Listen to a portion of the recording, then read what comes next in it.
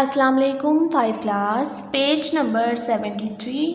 आज हमने पढ़ना है स्ट्रीम लाइनिंग के बारे में। Making the surface smooth and rounded helps in reducing friction. Stream lining कहते हैं हमवार करना। तो सतह को हमवार बनाना या उसको गोल करना, राउंड करना, गोल करना मदद देता है फ्रिक्शन को, रगड़ को कम करने में। Vehicles are designed so that friction is reduced between the vehicle and the air or water they move. Vehicles are designed, गाड़ियाँ इस तरह से डिज़ाइन की गई हैं so that friction is reduced, ताकि फ्रिक्शन रगड़ कम हो सके। Between the vehicle and the air or water they move, गाड़ी के दरमियान में और हवा या पानी के दरमियान में जहाँ से वो गुज़रती हैं।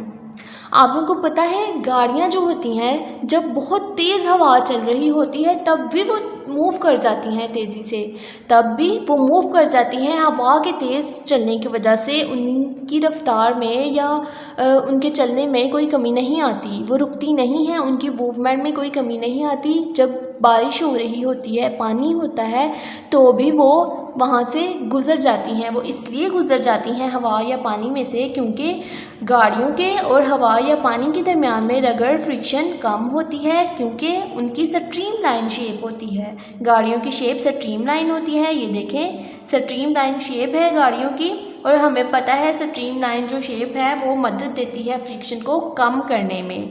तो गाड़ियाँ इस तरह से डिज़ाइन की गई हैं ताकि फ्रिक्शन कम हो सके गाड़ियों के दरमियान या गाड़ियों के और हवा या पानी के दरमियान, जहाँ से वो गुज़रना पड़ता है उसको। पानी में से भी गाड़ियाँ आसानी से गुज़र सकती हैं। जब बारिश हो रही होती है तो आपको पता है गाड़ियाँ जो हैं तब भी चलती रहती हैं। बारिश की वजह से, पानी की वजह से वो रुक नहीं जाती। जब बहुत तेज़ हवा चल रही होती है तब भी गाड़ियाँ बहुत स्पीड के साथ मूव कर जाती हैं, क्योंकि उनकी स्ट्रीम लाइन शेप है जो उनको मदद देती है हवा में से भी गुज़रने में और वाटर में से भी गुज़रने में मदद देती है, क्योंकि फ्रिक्शन कम होती है। Stream lining reduces friction. Stream lining जो स्ट्रक्चर्स होती हैं उनमें वो फ्रिक्शन को कम करती है, रगड़ को कम करती हैं। तो यहाँ तक आपने करनी है रीडिंग। साथ आपने क्वेश्चन करना है क्वेश्चन नंबर 7 का बी पार्ट। कल हमने ए वाला पढ़ा था, आज बी वाला पार्ट पढ़ना है क्वेश्चन नंबर 7 का। State any 2 situations where friction can be a problem, how can these problems can be solve. 2 ऐसी हमने सिचुएशंस बतानी है जहाँ पे फ्रिक्शन हमारे लिए मसला पैदा कर सकती है, और हम इन प्रॉब्लम्स को कैसे हल कर सकते हैं, इन मसाइल को कैसे हल कर सकते हैं। तो आंसर देखिए, फ्रिक्शन क्रिएट्स हीट। फ्रिक्शन जो है वो हीट पैदा करती है, which can become a problem, जो कि एक मसला बन सकती है व्हेन वर्किंग विद मशीन, जब हम मशीनों के साथ काम कर रहे हों।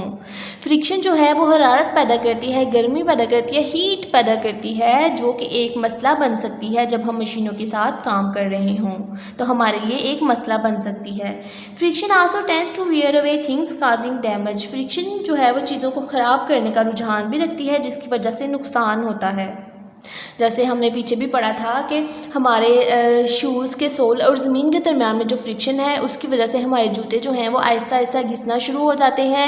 हमारी पेंसिल जो है, जैसे जैसे हम लिखते जाते हैं तो पेपर और पेंसिल के दरमियान जो फ्रिक्शन होती है उसकी वजह से पेंसिल का साइज़ जो है वो छोटा होता होता वो ख़त्म हो जाती है। इसी तरह रेज़र की हमने एग्जांपल ली थी कि हम जैसे जैसे उसको रेज़ करते हैं, किसी भी वर्ड को उसको रगड़ते हैं पेपर के साथ, तो भी फ्रिक्शन जो है कि फ्रिक्शन की वजह से वो ख़त्म होती जाती है।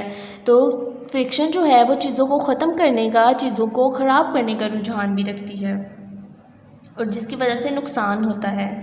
दीज प्रॉब्लम्स, अब देखिए इन प्रॉब्लम्स को हम कैसे सॉल्व कर सकते हैं। How can these problems be solve, इन मसाइल का कैसे हल कर सकते हैं हम। These problems can be solve, ये मसाइल हल किए जा सकते हैं बाय लुब्रिकेटिंग, स्मूथिंग और पॉलिशिंग सरफेसेस। लुब्रिकेटिंग चिकनाहट पैदा करके सतह के अंदर, स्मूथिंग सतह को हमवार बना के, और पॉलिशिंग या सतह को, सरफेस को पॉलिश करके हम फ्रिक्शन को कम कर सकते हैं।